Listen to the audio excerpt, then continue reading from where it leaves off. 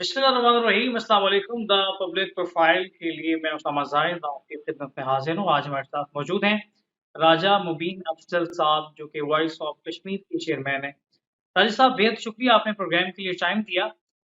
सबसे पहले बात करेंगे वॉइस ऑफ कश्मीर के, आप चेयरमैन हैं। वॉइस ऑफ कश्मीर कश्मीरियों की आवाज़ है।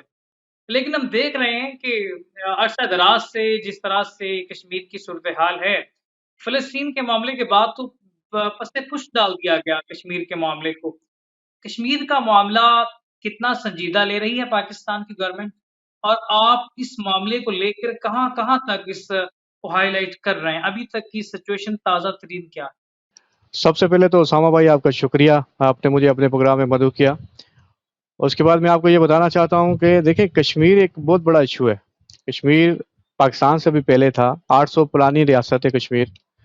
और कश्मीर के अंदर जो हवा अभी चल चुकी है, ये कोई आम हवा नहीं है। शायद आज आपने न्यूज़ नहीं देखी, आज फर्स्ट टाइम ऐसा हुआ है कि यूएनए के अंदर कश्मीरी एक जो रावलाकोट से बिलोंग करते हैं, वो यूएनए के अंदर उन्होंने गए, उन्होंने आवाज़ बुलंद की और बाकायदा उन्होंने ये तहरीक पेश की। जो बिजली की यूनिट्स हमारी इंक्रीज़ की गई हैं और जो कश्मीरी इस्लामाबाद रावलपिंडी के अंदर शहीद किए जा रहे हैं या कराची के अंदर जो मारे जा रहे हैं, उसके पीछे जो हाथ है, तो पाकिस्तान जो है उसका जवाब हमें दे। ये बाकायदा एक तहरीक यूएनए के अंदर भी चल चुकी है। ये आज आप मीडिया पे देखेंगे तो आपको इसका भी पता लग जाएगा। और उसके बाद मैं आपको ये बताना चाहता हूँ, देखें, हाँ। कश्मीर को कश्मीर में बात करने से पहले हमें कश्मीर को समझना होगा, कश्मीर है क्या? जब पाकिस्तान इंटरनेशनल कंट्री में जाके कश्मीर की बात करेगा, तो उससे पहले उसको खुद उस जो राइट्स हैं कश्मीर के, वो देने होंगे कश्मीर को। अगर वो राइट कश्मीर को नहीं देता, तो फिर वो किस फेज़ के साथ, किस तरह से जाके इंटरनेशनल कंट्री में बात करेगा? देखें, इंडिया ने भी कब्ज़ा किया हुआ है, पाकिस्तान ने भी वही सेम टू सेम किया हुआ है। आज़ाद कश्मीर की जो गवर्नमेंट तो बनती है, लेकिन वो एक कठपुतली होती है। आपका सेक्रेटरी और आपका आईजी पाकिस्तान ही लगाता है, ये उनका ही होता है। और उसके अलावा मैं आपको एक और बात बताने लगा हूँ, जब आप जब चाहते हैं, जैसे कि अभी नून लीग की गवर्नमेंट है, तो मैं आपको उसामा भाई बताना चाहता हूँ कि इस वक्त बड़ी कोशिशें हो रही हैं। जो पीपल्स गवर्नमेंट मखलूत किस्म की गवर्नमेंट बनाई गई थी कश्मीर के अंदर, उसको चेंज किया जा रहा है और बहुत जल्द आप देखेंगे वो चेंज हो जाएगी और नून लीग का कोई ना कोई सरबराह या पीपल्स पार्टी का वहां पे आ जाएगा। यानी कि पाकिस्तान में जब भी गवर्नमेंट चेंज होती है, उसका असर आज़ाद कश्मीर में ज़रूर पड़ता है। और सबसे ज़्यादा पाकिस्तान के अंदर भी मैं आपको एक और बात बताऊं, जो लड़ाई होती है, वो लड़ाई हमेशा कश्मीर कमेटी के चेयरमैन पे होती है, क्योंकि इंटरनेशनल कंट्री में जब नहीं, आप राइट साहब, राइट साहब, जी जी यहाँ पे एक सवाल है, आपको मैं काउंटर कर रहा हूँ यहाँ पे। अब कश्मीर के नाम पे बहुत सारी तंजीमें फंडिंग करती हैं। फंडिंग ली जाती आपके है, लेकिन उसका कोई जी जी आउटपुट नज़र नहीं आता। वॉइस ऑफ कश्मीर भी यकीनी तौर पे कोई फंडिंग इकट्ठी करती होगी, उसको यूटिलाइज़ कहाँ पे किया आपकी जाता है? आवाज़ ये थोड़ी है डिस्कनेक्ट असल हो रही है। फैक्टर जिसके लिए हम जानते हैं। राजीव साहब, फंडिंग के हवाले से बात कर जी, रहे हैं कि मुख्तलिफ तंजीमें फंडिंग लेती हैं कश्मीर के मामले को लेकर, तो क्या उसे यूटिलाइज़ किया जाता है सही मानों में? वॉइस ऑफ कश्मीर कितना फंड लेती है कश्मीर के मामले पे? देखें, पहली बात तो ये है कि वॉइस ऑफ कश्मीर एक ऐसी जमात है, एक ऐसी मैंने तंजीम बनाई, जिस तंजीम में मैंने आज दिन तक मेरे जितने भी लोग हैं जो मेरे से काम करने वाले हैं, वो कभी भी ये नहीं कह सकते कि वॉइस ऑफ कश्मीर में किसी एक अपने वर्कर से भी पैसे लिए। अवाम तो दूर की बात है, अवाम से फंड लेना। मैंने अपने साथ काम करने वालों में से भी किसी से कोई पैसे नहीं लिए।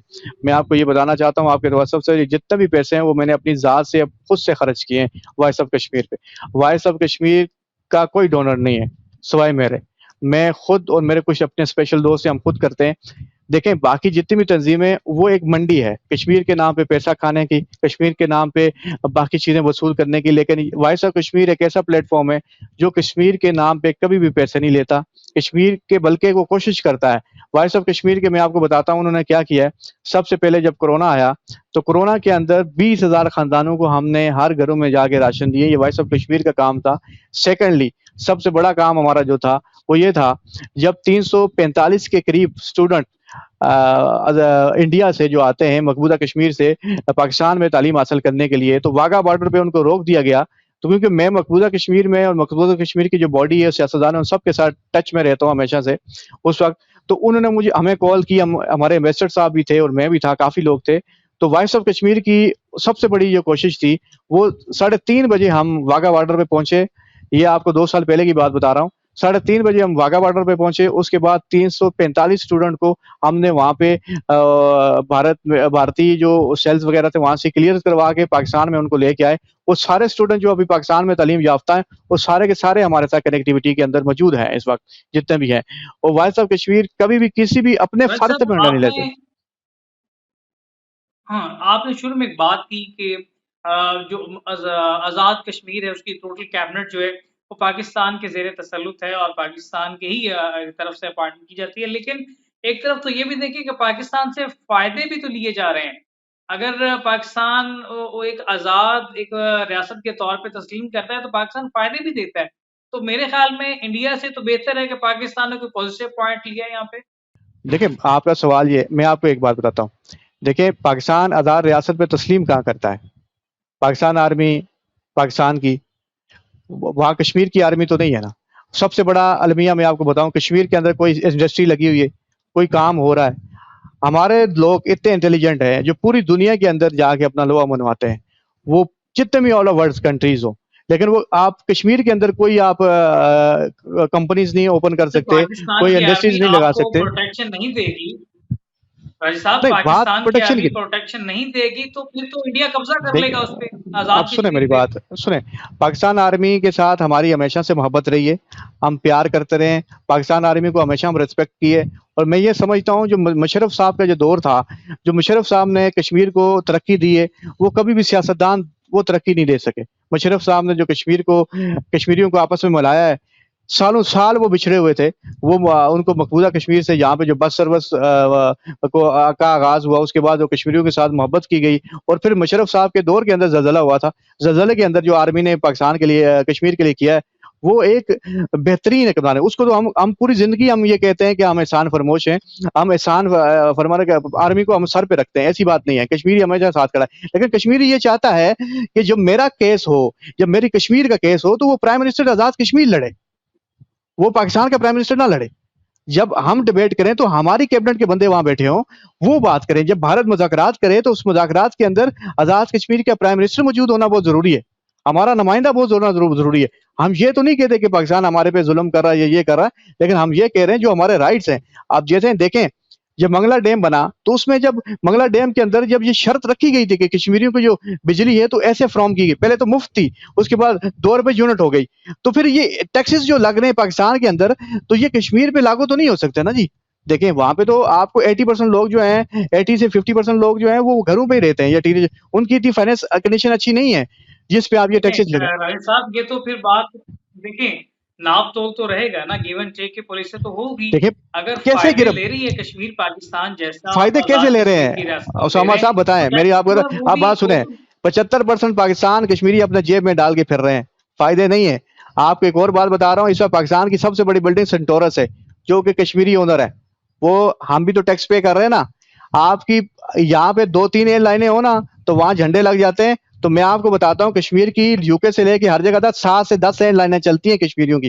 ठीक है, वहां पे भी हमें प्राउड नहीं है। हमारा असेंबली में बैठे हुए हैं। क्या हम टैक्स पेड नहीं है पाकिस्तान में रहते? सबसे ज्यादा ओवरसीज जो है वो कश्मीरी आप आउट ऑफ कंट्री में है, तो वो टू द ओवरसीज पॉइंट का जो बता बजट दें पाकिस्तान के अंदर साहब, नहीं आता। तो जो कश्मीर टू द पॉइंट बता सुने, जो दें, क्या कश्मीर कमेटी का क्या चेयरमैन है, क्या पाकिस्तान, कश्मीर, क्या क्या कश्मीर के लिए पाकिस्तान नुकसानदेह साबित हो रहा है?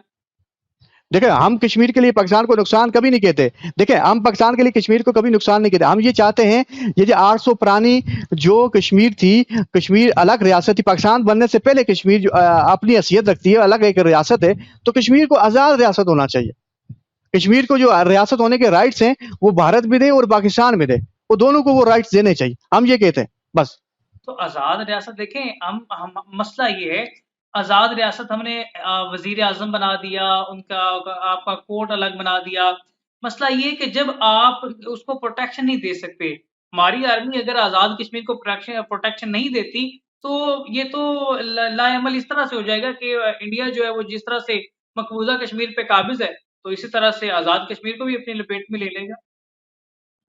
अब उसामा साहब, मैं आपको दो चीज़ें और बताता हूँ, शायद आप कश्मीरी के बारे में बड़ी कम नॉलेज लगते हैं। मैं आपको बताऊं, कश्मीर की जो आबादी है उसके अंदर 10% लोग हैं जो प्रोटेक्शन करते हैं, जो इंडिया के अंदर जो रोडों पे निकलते हैं या मार खाते हैं या जिनको मार पड़ती है, वो सिर्फ 10% लोग हैं। बाकी लोग इस वक्त भी भारत के अंदर अच्छी पोजीशन के अंदर फिट हैं और अच्छी शोबे में उनकी जितनी भी इंडस्ट्री है उनके अंदर वो फायदे हैं कश्मीरी। इंडिया से आप फायदा ले रहे भारत का कभी दौरा करें, उनके साथ आप डिबेट करें।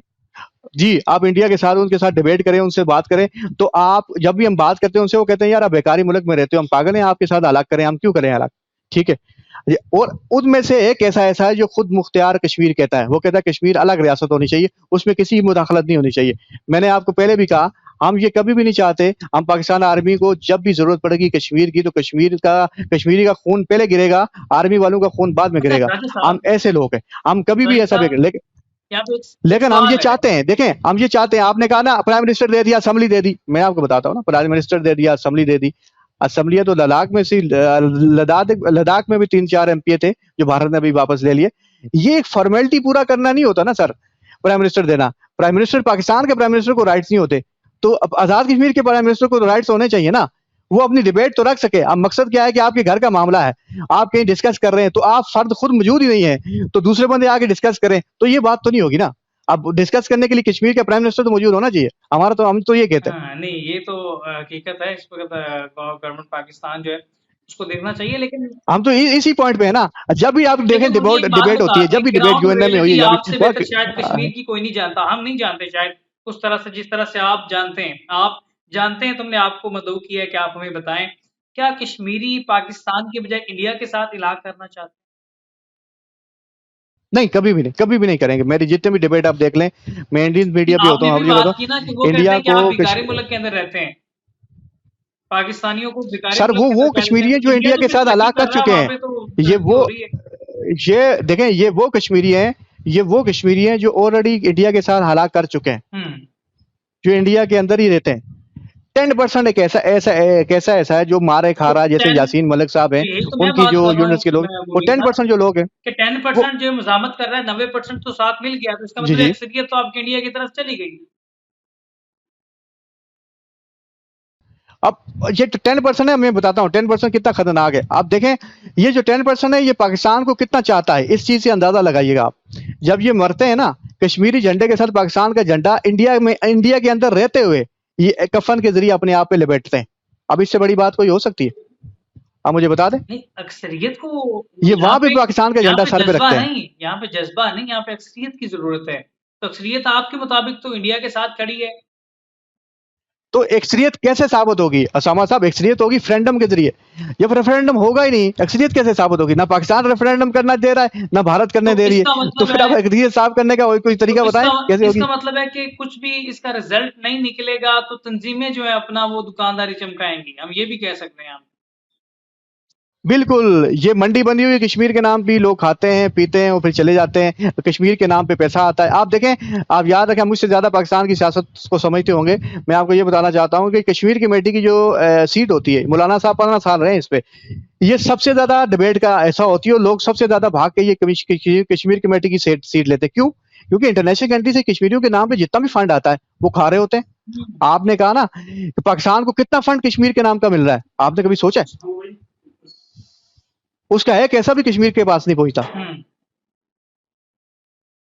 अब ये भी तो अंदाजा लगाएं। तो मैं ये कहता हूं कि देखिए, पाकिस्तान के साथ हलाक होना चाहिए। पाकिस्तान हमारा अपना मुल्क है, हमारी प्रॉपर्टीज है, हमने परचेज किया, हम बिजनेस करते हैं, लेकिन हम ये कहते हैं कि वो जो बिजनेस पाकिस्तान के अंदर हो रहा है उसकी इजाजत कश्मीर के अंदर भी हो ना। कश्मीर के अंदर भी कंपनीज लगे हैं, कश्मीर के अंदर भी इंडस्ट्रीज लगे हैं, कश्मीर के अंदर भी वो सारी चीजें बनी है जो सेहत पाकिस्तान के अंदर है, सेहत तो की प्रॉपरली उसको अडॉप्ट करके सेहत ऐसा के बनाया जाए। फरोग के लिए तो काम कर रही है हमारी गवर्नमेंट। सर, अखरोट ही रह गए बस, बाकी चीजें, बाकी चीजों के लिए भी काम करना चाहिए। खाली अखरोट अखरोट को छोड़ के बाकी चीजों के लिए काम होना चाहिए। मैंने आज आपको एक पॉइंट डिस्कस कर नहीं, लिया, आप जाके मीडिया पे आपने सर्च कहा कीजिएगा। आज यूएनए के आपने कहा अंदर, कि सेंटोरियल आज जो यूएनए के अंदर जो आवाज हुई है ना, मैं आपको बताऊं, सेंटोरियल मैं से इस अगर चीज का बड़ा इस्लामाबाद में मुखालिफ बन भी हूँ। सकता है, तो मैं वो कहता हूँ, कश्मीर में उधर क्यों नहीं इन्वेस्टमेंट करते कि वहां पे सियाहों को अपनी तरफ मुतवज्जो किया सर जाए। हाथ बांधे हो सर, ये आप समझते हैं ना सर, ये आप समझते हैं, ये नहीं करने दे। अगर कौन नहीं कहता? अगर कहे कश्मीरी इटली से टाइलें ला के, फ्रांस से शीशा मंगा के कश्मीर में घर बना सकता है, क्या वो कश्मीर में बिजनेस नहीं बना सकता? वो सारा भी बना सकता है, लेकिन उसको राइट तो मिले ना इंडस्ट्री लगाने का। सर घर बनाने का राइट मिल गया, इंडस्ट्री लगाने समझ का रहे आप? राइट नहीं है। जब राइट नहीं मिलेंगे तो क्या करेगा? इंडस्ट्री लगाने का राइट यही क्यों तो नहीं आप है समझ वहाँ? रहे, इसी बात पे तो लड़ाई है ना। इंडस्ट्री लगाने का सर नहीं राइट दिए ना, क्यों नहीं है? पाकिस्तान कभी भी राइट नहीं दे रहा। अगर कश्मीर के अंदर राइट मिल गया, अगर कश्मीर के अंदर ये सारी चीजें हो गई, तो मैं आपको बताऊं तो फिर वैल्यू क्या रह जाएगी? तो राजा साहब, पाकिस्तान को क्या फायदा है राइट ना देके? तो ये फिर ये वैल्यू रहेगी नहीं ना फिर। पाकिस्तान को, राजा साहब, पाकिस्तान को क्या फायदा है राइट ना देके? सर यहाँ पे बड़े बेनिफिट्स हैं। कश्मीरी जो कश्मीर की क्वालिटी है, जैसे कि बाघ को देख लें आप, रावला कोट को देख लें, और मुजफ्फराबाद में कुछ इलाके आप देख लें, ये लोग खुद मुख्तार कश्मीर चाहते हैं। ठीक है, ये चाहते हैं कि कश्मीर की जो रियासत 800 साल पुरानी थी, उसी को वजूद में लाया जाए। ठीक है, तो ये जो हवा अभी चली है इलेक्ट्रिसिटी के बिल के हवाले से, मैं आपको बताना चाहता हूँ, ये हवा इतनी पीक पकड़ चुकी है, तो मैं आपको बताऊं कि उसको कंट्रोल करना बड़ा मुश्किल हो चुका है। तो वहां पे इंडस्ट्रीज लगा के तो उनके लिए बड़ा मसला बन जाएगा। वो कहाँ लगाते हैं राजा इंडस्ट्री सर साहब, जो कश्मीर के अंदर? जिहादी तंजीमें काम कर रही हैं, जैश ए मोहम्मद है, जमात उद दावा है, इनके काम की वजह से आपको फायदा हो रहा है कश्मीर में या नुकसान हो रहा है? देखें, पहली बात तो ये है कि जहादी तंजीमें जो भी हैं, ये डिबेट के जरिए बात होने वाली है। कश्मीर की जो बात होगी, अगर कभी होगी, तो मुझे लगता नहीं कि कश्मीर कभी आज़ाद होगा या बात होगी। लेकिन मैं इस नतीजे पे पहुंचा हूँ, अगर कभी बात होगी या बात हुई, तो ये एक डिबेट के जरिए बात होगी। ये कभी भी ये जिहाद करने से इस तरह से बात नहीं होगी, ये हथियार उठाने से ये बात नहीं होगी। इस तरह से पाकिस्तान और कश्मीर दोनों हमेशा नेगेटिविटी के अंदर आएंगे और नेगेटिविटी की जद में रहेंगे। उनको हमेशा जब भी बात करनी चाहिए, डिबेट के अंदर बात करनी चाहिए, अपनी आवाज़ को बुलंद करना चाहिए और पूरी दुनिया के अंदर बुलंद करना चाहिए। वो एक राइट वे मौजूद है हमारे पास, पढ़े लिखे लोगों की तरह। ये एक जिहाद करना, ये बिल्कुल गलत है। मैं कहता हूँ इसका नुकसान मकबूजा कश्मीर के अंदर जो मुसलमान हमारे कश्मीरी हैं, उनको ज़्यादा होता है। हम यहाँ से कोई आवाज़ लगाते हैं या नेगेटिविटी शो करते हैं, तो ये सारे असरात फिर उन पे होते हैं, जो कि बहुत गलत है। और ये आपको भी पता है, ये मुझे भी पता है, इंडिया इस वक्त बिग थ्री बन चुका है, बड़ा पावरफुल मुल्क बन चुका है। वो किसी भी इंडस्ट्री के अंदर हो, इंडिया को तोड़ना पाकिस्तान की बस की बात रही नहीं अब, क्योंकि हम तो अभी तक चंदे पे चल रहे हैं, वो दुनिया को चंदा दे रहा है। उसका और हमारा लेवल बड़ा मुश्किल है दूर तक होना। चलें, जज़ाकल्लाह राजा साहब, आपका बेहद शुक्रिया। आपने कश्मीर के मामले पर आम तरीन गुफ्तगू की है। पाकिस्तान हमेशा कश्मीरी भाइयों के इंशाल्लाह, साथ खड़ा है। मुश्किल वक़्त में, आसान बिल्कुल वक़्त बिल्कुल में जी। पाकिस्तान हमेशा अपने कश्मीरी भाइयों के लिए पेश है। हमारी गवर्नमेंट के कुछ कमी कोताहियाँ हो नहीं, सकती हैं, इन्हीं आवाम को जगहों तो पे हमारी कौम के लिए मैं भी आपको कोई ये वो लोग बताऊं हैं, कि जो आवाम लेकिन है, अवाम के दिल आवाम से कश्मीरी मोहब्बत है, भाइयों के लिए धड़कते हैं। आवाम से तो मोहब्बत है कश्मीरियों की, इसमें तो कोई डाउट ही नहीं है भाई, इसमें कोई डाउट, आवाम बहुत प्यार करती है कश्मीरियों से। बिल्कुल यही बात कर रहा हूँ। अवाम मोहब्बत करती है, अवाम के दिलों में कश्मीर जो है, कश्मीरी भाइयों के लिए मोहब्बत है, दर्द है, उनका अख़ुवत का एहसास है, जज़्बे हैं, तमाम कश्मीरी भाइयों के लिए धड़कते हैं। दुआ है कि अल्लाह रब्बुल इज़्ज़त जो कश्मीरी भाइयों की मुश्किलात में आसानी पैदा फ़रमाए। इसी के साथ आमीन। अपने मेज़बान उसामा ज़ाहिद को दीजिए इजाज़त। अल्लाह फिर निगहबान। अल्लाह हाफिज़। फिर